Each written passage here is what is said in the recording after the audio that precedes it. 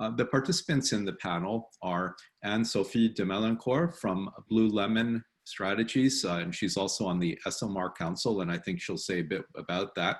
Torsten Fritz, who's with KPMG Nunwood, and Rohan Sinha from Qualtrics, which is a solution provider. I'm going to stop the sharing of this splash slide for the panel so that you can see each of the panel members, and I will be serving as the moderator. So we've done some preparation, some discussion of the topics that we wish to cover. And we will hope that the attendees will have questions for the panel. We'll get into those a bit past midway through. So panel members, thank you for participating. It's good to see you this morning. We're going to start off by introduction, self-introduction, say a bit about your involvement in the research world, how you came to be here at this conference perhaps. And I'll say that for myself, my background is as a technologist working in databases and software development, but I've been working in and around the research world for many years. For instance, as a software developer, I led the design and the development of the United States 2000 census system. We produced hundreds of billions of statistical tables back 20 years ago in one of the largest survey efforts in the world. But that survey, the census, is based on categorical data purely. And now we have open ends and so on. And I've gotten into technologies that do study text in particular, open-ended text, and from there into other technologies that look at qualities like emotion, but not only emotion. So we'll do some self-introductions, and why don't we start with you, Torsten. Say who you are, where you come from, how you came to be here. Yeah, thank you, Seth. So Torsten Fritz, who I am head of Insight for KPMG Nunwood.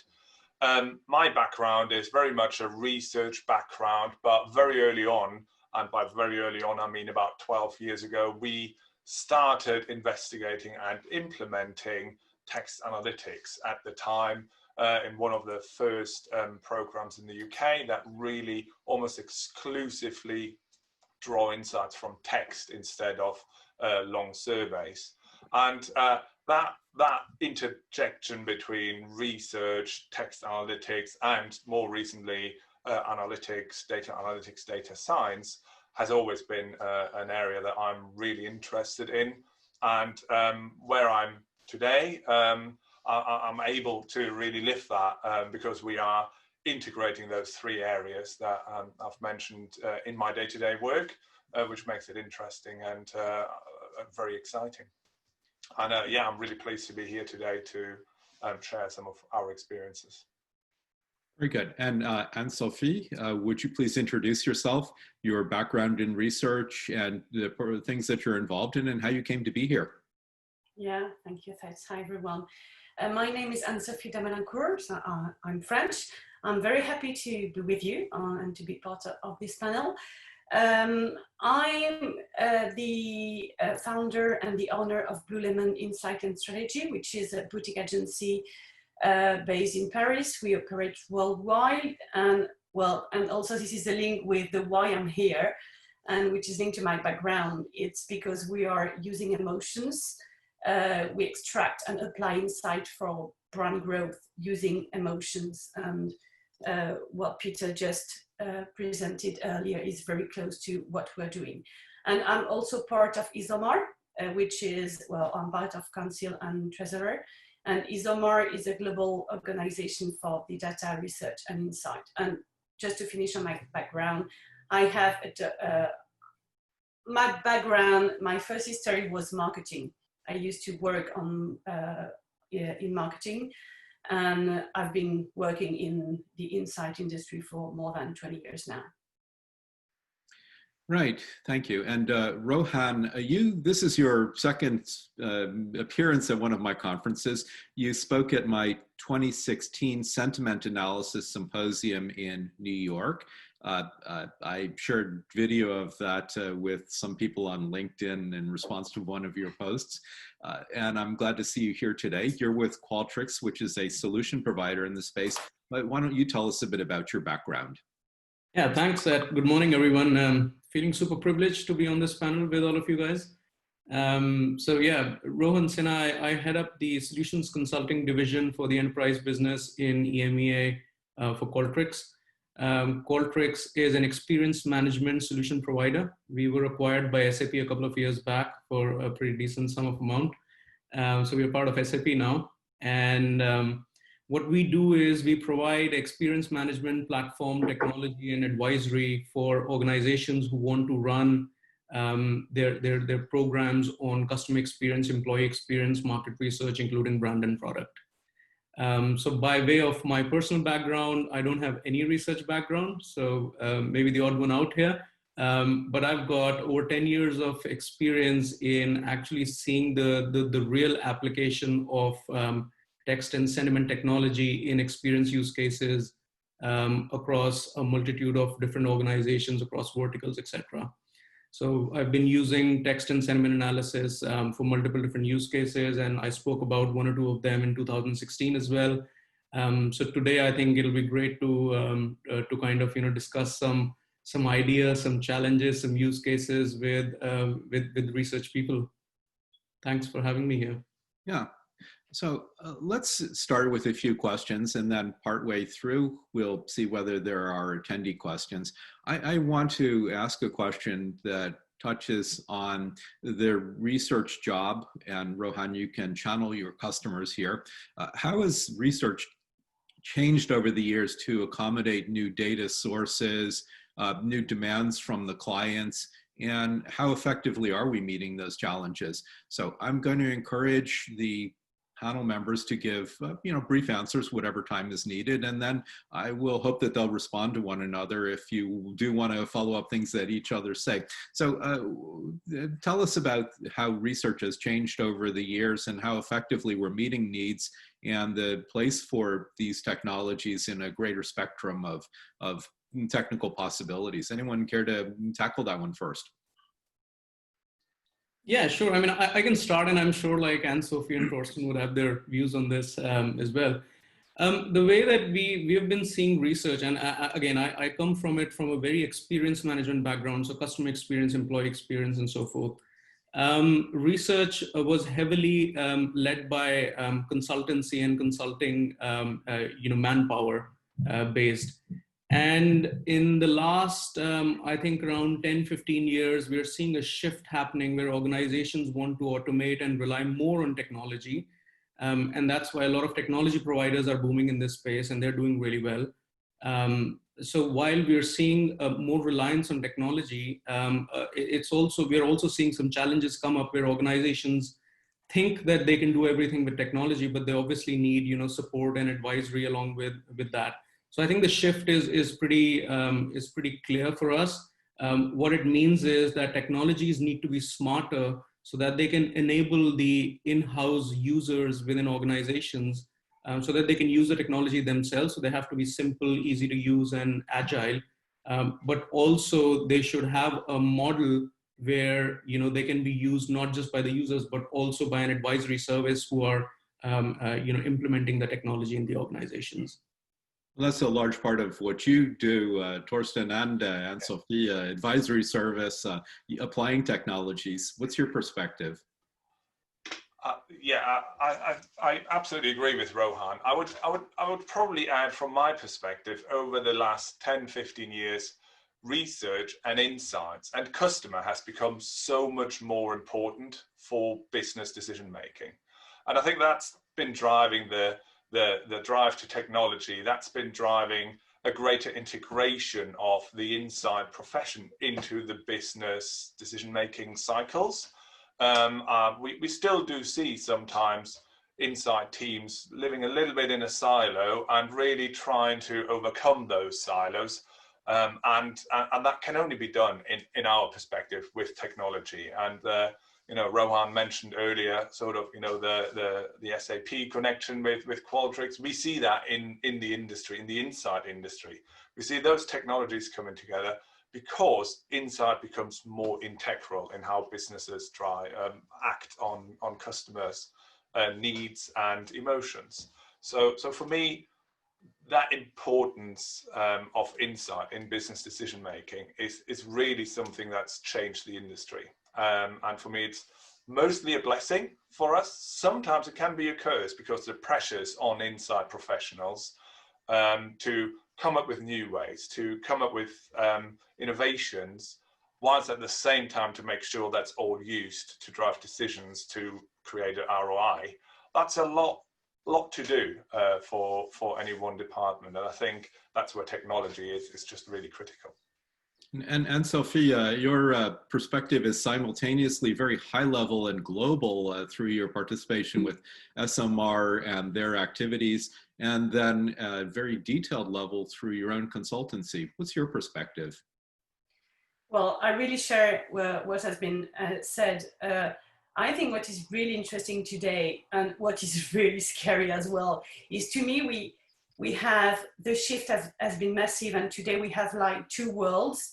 We have, well, to me, the world of traditional or old market research, which was more expensive, more linked to human being, as Rohan said, also more passive, because we keep asking people.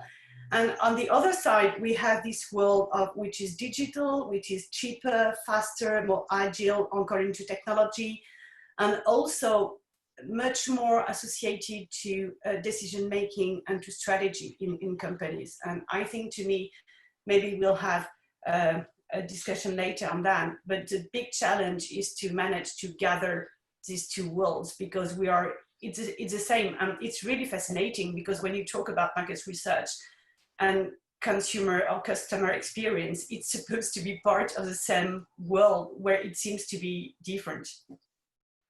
Well, I have seen people talk about, going back a few years now, the fusion of market research and customer experience. And there is no particular reason to keep those two practices and other related practices in silos. But we do have silos that persist. We also have a whole variety of data sources that are now available, often in real time. And one of our big challenges, as we discussed in preparing for the panel, is data fusion, pulling in data from multiple sources and correlating across those sources, or more maybe cross-validating. Torsten, I think this was a particular concern that you raised, data fusion, dealing with the great number of data sources. Would you like to speak to that? Yeah, absolutely. And for me, there is, I guess, two components to that aspect. On the one hand, it's really about what I would call the piping, right? It's getting the data into one place, and that's always a challenge, and probably will always be a challenge for most organizations out there. I want to focus though on the second point, and that's when it comes to the technology that we use to interpret the data sources from different sources. So thinking about consumer emotion, if we're using text to detect the emotions of a customer, and that's most of the time where we're involved at the moment, still a key source, text from customers in various different disguises. We know that emotions are expressed differently depending on the context that a customer is in. And if I go on social media, I express my emotions in one way. If I answer to a survey, I may do that in another way. If I'm on the call to an agent in a call center, I will do that in a very different way again. So for us and for me here, a really important aspect is for technology to be able to detect emotions in these different circumstances, and if I use my sort of geeky research word now, to normalize them and to make sure that we can understand emotions, customer emotions, accurately in those different circumstances, because that's critical to then do the right thing at the end, right? To then use that knowledge and that information to drive the right consequences, the right actions. So for me, that's a real area where I think there is probably still a little bit more to be done to enable that at scale for businesses and for organizations that look into that, to really enable that consistent analysis of customer emotion. So contextualization, consistency, thoughts from the others of you? I think I just love that point. So just a quick one. When Torsten, you mentioned about piping, like getting the data in one place, that has been a huge issue, as we have seen in this space.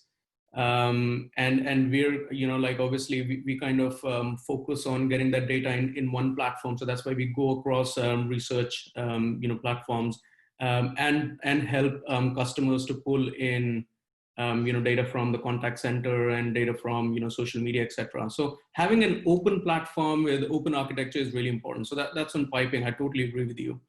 And I think really good point on using your text modeling or sentiment or emotion modeling contextually across different sources, because social media has a lot of noise. Contact center conversations are dialogue based, and survey is reported speech. So you've got like nuances to each one of these. And one of the things that I want to introduce into the conversation as well is focusing on how to utilize the text model to get to the actions that are relevant for each owner of those sources.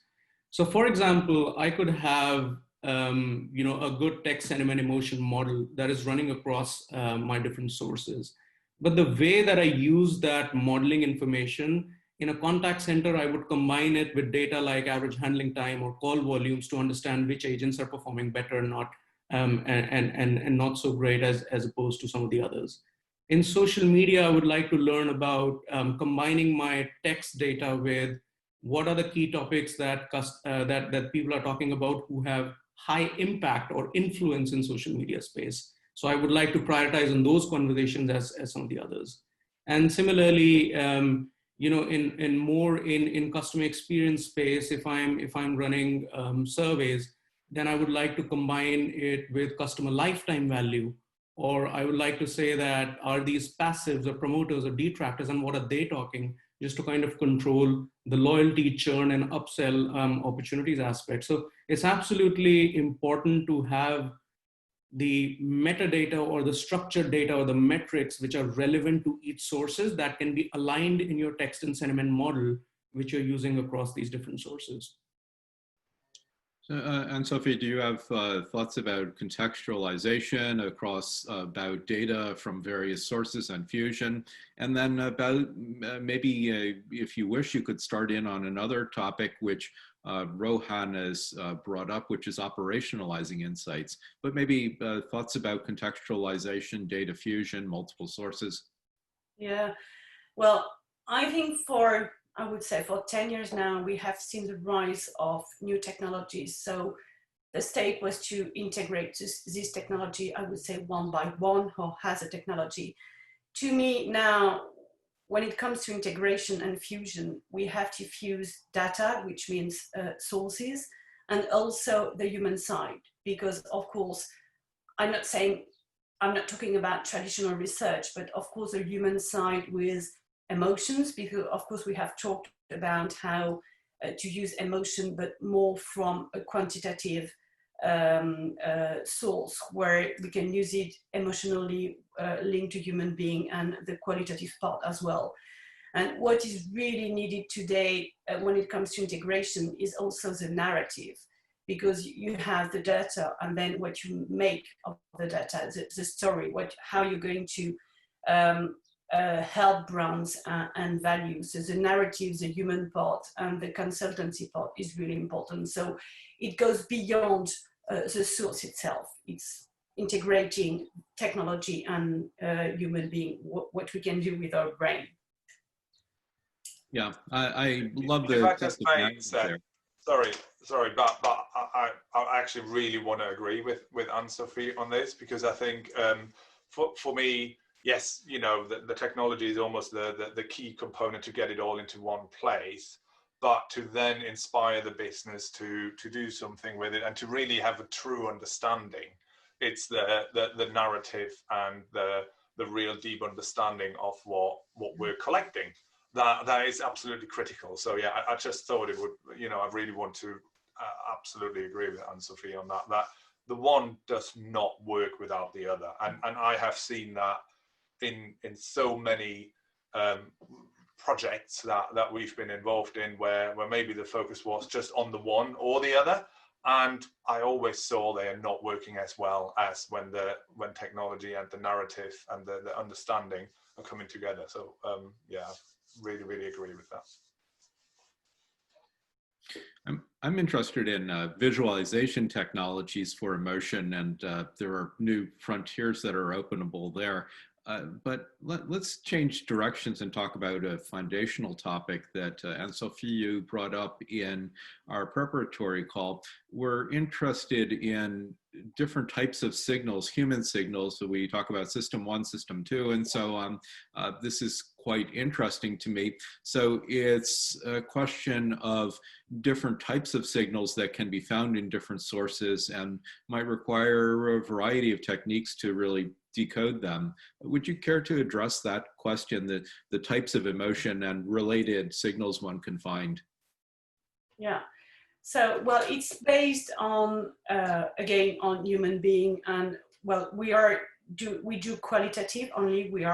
We use technology, but we don't use technology from hard data. Our approach is based on the 3 systems of the brain. So the most commons are system 1 and system 2. System 1 is fast, really emotional, and we discussed this earlier in the paper, in the keynote. Where system 2 is slow and rational. And if you, well, of course, this is based on Daniel Kahneman bestseller book, which is Thinking Fast and Slow, which is really, really interesting. And this shows that approx 95% of our brain is based on system 1, which means even, of course, when you want to buy an ice cream, emotions come first, but also when you want to buy something which is more expensive, like a car or a property, we underestimate the power of system 2. The third system is not so well known. It's really small in the brain, but it's also really important. It's where imagination and your ability as a human being to project yourself is more and more used, because it's also unconscious, but it's also very predictive. So we talked earlier about the power of data and the role of insight in companies to be close to decision making, to strategy, and to also be able to predict what is going to happen. So this is typically using system 1, system 3, and also the rational part of the brain, which is, to me, really interesting. And this is how we work and how we help brands being stronger and closer to people. Well, I say brands, but it can be a product or a service. Do others think in those types of terms that Anne-Sophie is describing?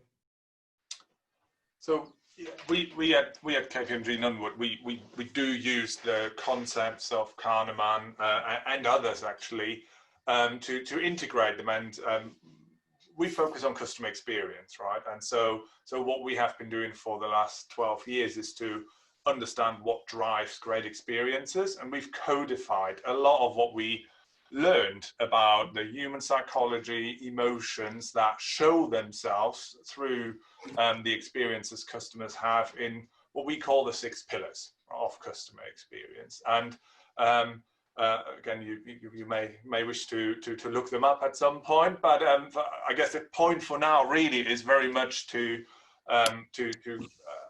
state that we integrate a lot of deep understanding of human psychology, and we codify that. And because our focus is very much on not just the understanding, but also the driving the change in the business, and it's that codification that we found into the 6 pillars of customer experience that help businesses tell that narrative, and the narrative that Anne-Sophie mentioned earlier.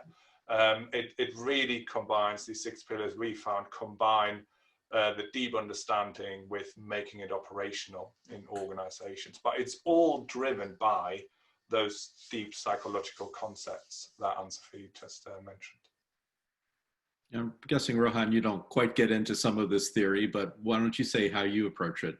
Yeah, no, totally. You got me over there, Seth.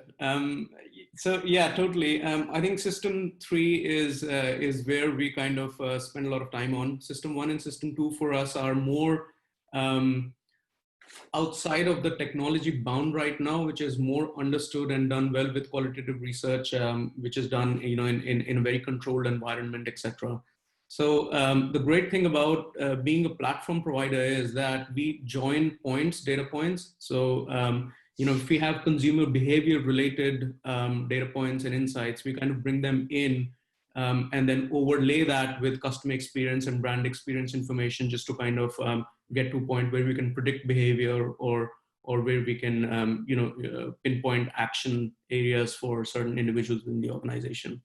I think also going back to the narrative point from Anne-Sophie it was brilliant. So one of the key things that is happening in the industry now is that the industry is moving, and this is like over the last 5 to 7 years, is moving from overall high-level analysis and narrative to individual preferences and individual movements of people. So focusing more on the personas of consumers, as opposed to saying that overall, what is my loyalty and churn happening, etc. So from that perspective, we focus a lot on building that picture of the consumer. So we take data points like, you know, the previous data points, their purchase behavior, their demographic, the regional information, and their previous preference information from survey data and you know, and social media data and so forth.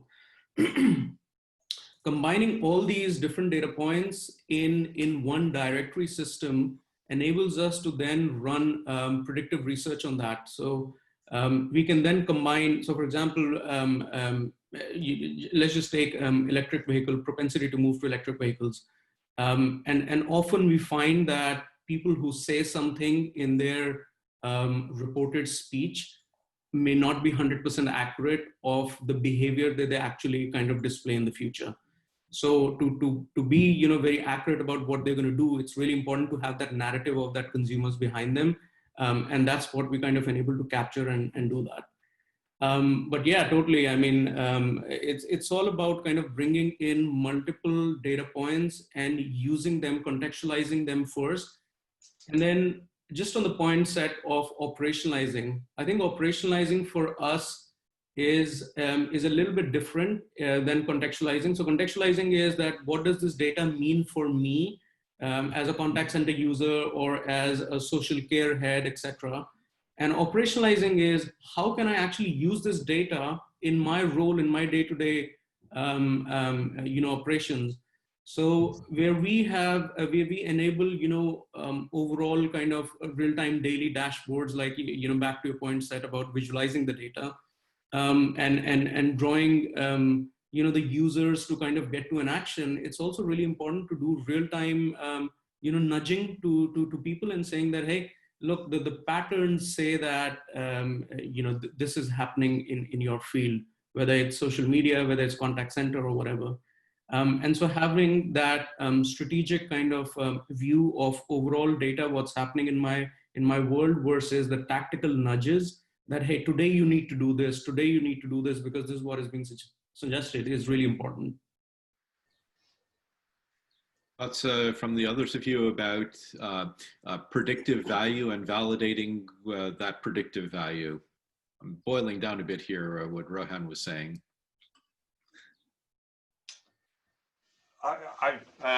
Again, from my perspective, I can only agree. Really, it's the way we think about it is the contextualization of insight. Often, I believe, is part of what an insight team should be doing. Right? For me, that's that's an editorial part of the role of an insight team. Almost, it's helping the business to consume the insights in a way that is how it, you know, that is true to how it should be read, and often I think we expect end users in the business to have a skill set that almost mirrors what inside professionals have, and that's not the case.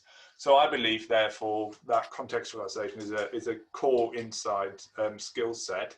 The operationalization then is a skill set that needs to go across the entire organization. And we, due to that sort of, we are part of a broader customer team within KPMG, and we work very closely with our colleagues in transformation, in experience design, in org model design and operating model designs. So what we're doing as part of those projects, where we really collaborate with our colleagues, is to operationalize the insight into the design of the organization. And I almost think this is probably the hardest bit of what we're doing, because you know, of course, that's where all the things like contextualization, frequency, veracity of the data that exists, the customer insight that exists, that all plays a part. Let's be honest, the business isn't all that interested in the intricacies. They're just interested in getting the right insight to the right person at the right time to make the right decisions. So it's a real, for me, that is certainly where my time at the moment is spent a lot, is trying to make sure that customer insight is at the places within the organizations where it needs to be to drive the decision making. And that's a real complex part of what we do, I think. You're smiling, Anne-Sophie. Yeah, because of course I fully agree. And if, we said, to me, we have three really important points. The first one is multiple sources, from passive, active, from everywhere. Second one would be contextualization, which is also really important. And of course, and maybe the most important is how to make the insight operational into the organization. And I think the risk to me is for consumer experience would be the same as is happening in research, because I remember, well, 20 years ago, I was working at Nielsen. People were keeping saying, well, we are not data collectors. You need to bring consultancy and also to help your clients apply and to make the right decisions. And this is exactly the same debate. Now we have more data from various sources, but this big stake to me is how to make this insight operational in the organization with the right people. I'd venture that we're all data collectors nowadays. So let's tackle a question that we had from an attendee who's going to be speaking later, offering one of the master classes, Martin Hill Wilson. Martin asks, have your most recent work, have you noted any significant change to the emotive range of customers since the pandemic and the ongoing impact on lifestyle? To what degree has this impacted the accuracy of personas? Torsten, you're nodding. You want to tackle that question, the pandemic effect on emotive range and impact on personas? Yeah, so I'm in the lucky position that we are conducting a sort of a global COVID-19 impact on consumer study, and we have, as part of this, and I promise we didn't agree beforehand for this question to be asked, but we have been seeing a real shift in consumers' emotions as part of that, and I think the most prominent one I want to highlight is one of increased anxiety. Now that may well sound a little bit obvious, but the implications are really, really, really significant. So we're seeing consumers being naturally affected economically by the pandemic, but that economic impact is not just actual, not just absolute in terms of financial impact. It's also in terms of emotionally, psychologically, do I feel in a position that I am wanting to make a big ticket purchase, for example, right now? So we've actually created a a new segmentation, which is around the economic impact, which combines both the actual and the psychological implications on consumers.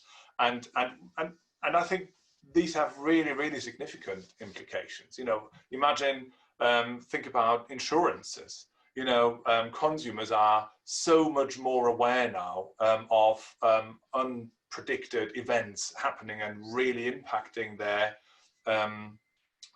lives.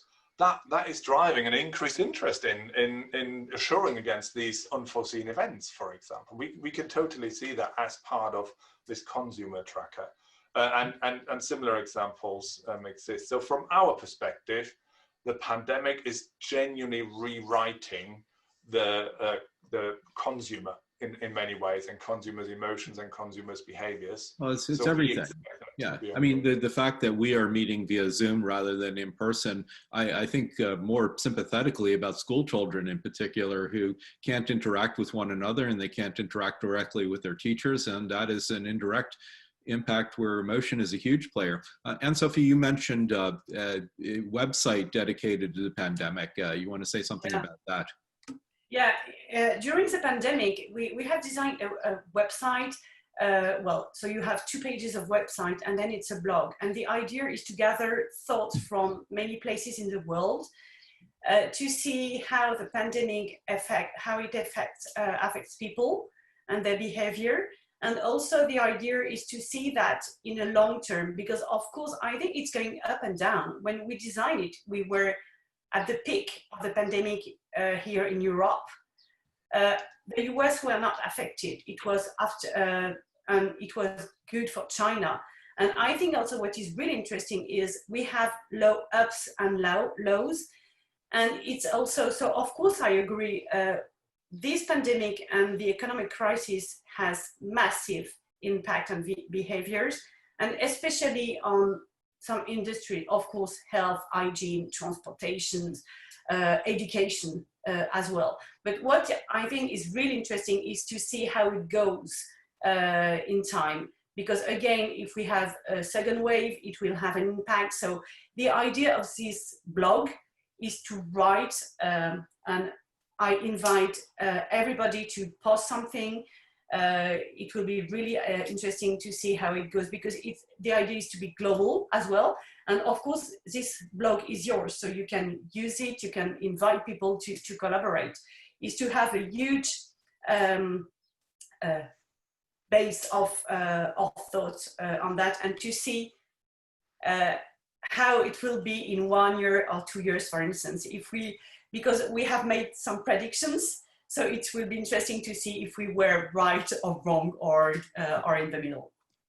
All right, so we're unfortunately out of time. So let me ask you just a wrap-up question, which is about futures. Where is this going? We have events that were unexpected, like the pandemic, and then we have large-scale events that are changing the world, like climate change, that we very much know are going on. We have a very rapid evolution of the technology via machine learning and so on. Where do you see things in the next year, in the next 5 years? Just very briefly, please, Rohan.